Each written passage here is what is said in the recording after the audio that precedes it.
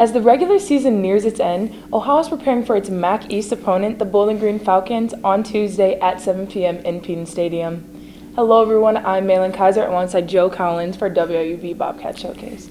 Now Joe, last week's game was somewhat of a tough one to watch, but the Bobcats did end up on top over the Cardinals. That's right, man. While the Bobcats did come away with a win, they faced a scare when star quarterback Curtis Rourke came out with an injury late in the second quarter. Backup C.J. Harris came in after that, and the Bobcats relied heavily on their ground attack. Running back C.A. Bangura carried much of the load, rushing for a career-high 148 yards and 2 touchdowns. Rourke sat out the rest of the game, and the Cats left Muncie with a 32-18 victory.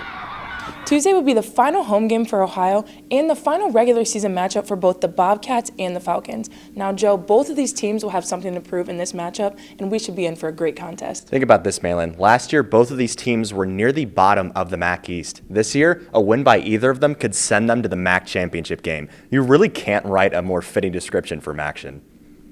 A win by Ohio will send them to the MAC championship game for the first time since 2016.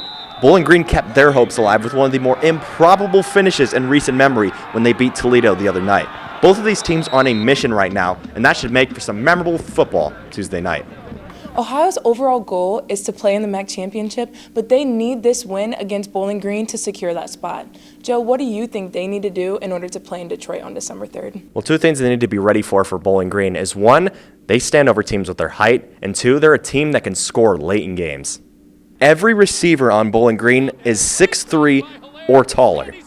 In all of their games they've won, BG outscored their opponents in the second half. They're a team where if you don't put them away early, they'll come back to haunt you. Their 2 conference losses, Buffalo and Kent State, were games where they got behind early and lost big, both of them, 30 points each. Simply put, keep the Falcons on the ground without letting them take off. Be sure to follow along for updates throughout the game and for post-game content here at WUB Bobcat Showcase and on WUB.org. Alongside Joe Collins, I'm Maelyn Kizer.